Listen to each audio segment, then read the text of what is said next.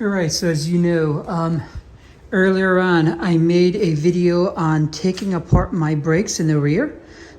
It was in great shape. I still hear squeaking, so I'm guessing it's in the front. So what I'm gonna do today is to show you what I'm gonna do, right? I bought Duralast just because it's readily available. I just ran to the store to grab it. So let's start. First things first is let's remove the cap of the brake fluid, right? Because when we're pumping the brake fluid back out, we don't want to burst any of the, the lines or anything. So first things first, let's remove or at least loosen these up, right? And then as soon as I do that, I am going to lift it up so I can get this out. And let's take a quick look. So as you can see, I have it lifted. I'm not going underneath, so I'm not too heavily concerned. As you can see, I have my spacer here and I have my lug bolts, right?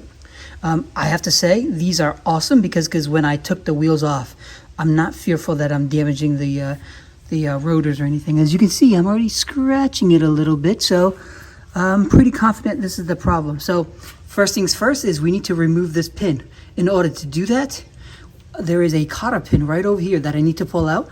Then I'll knock this through, right?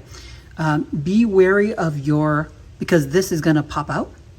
Be wary of your brake sensors as well, right? So you know what? It's probably best to remove the brake sensors first, just so that way we don't get any surprise. All right, so cotter pin, pop this out, and then this will come out. All right, and then we'll go from there. All right, so I got it. I got the pin out, right? Now all I have to do now is I just need to press this side in and this side in, and I can have access to the pads. And then I just go in reverse. Here's the deal though, take a look. I still have a decent amount of wear. Like, I don't have any problem. This is quite, it's actually still in great shape.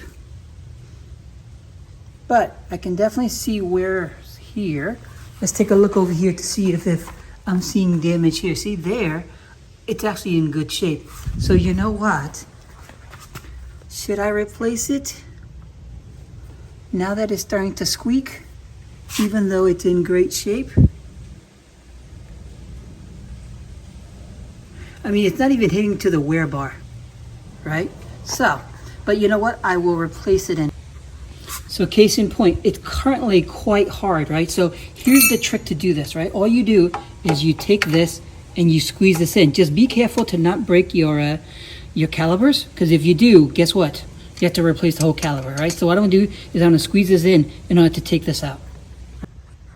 So I squeeze this side and I squeeze this side, and as you can see, I can now take it out. Let's take a quick look, shall we? That still has a lot of meat left. It is a shame to get rid of it. Look at that. So, but at least you all get the idea of what it took for me to take it apart.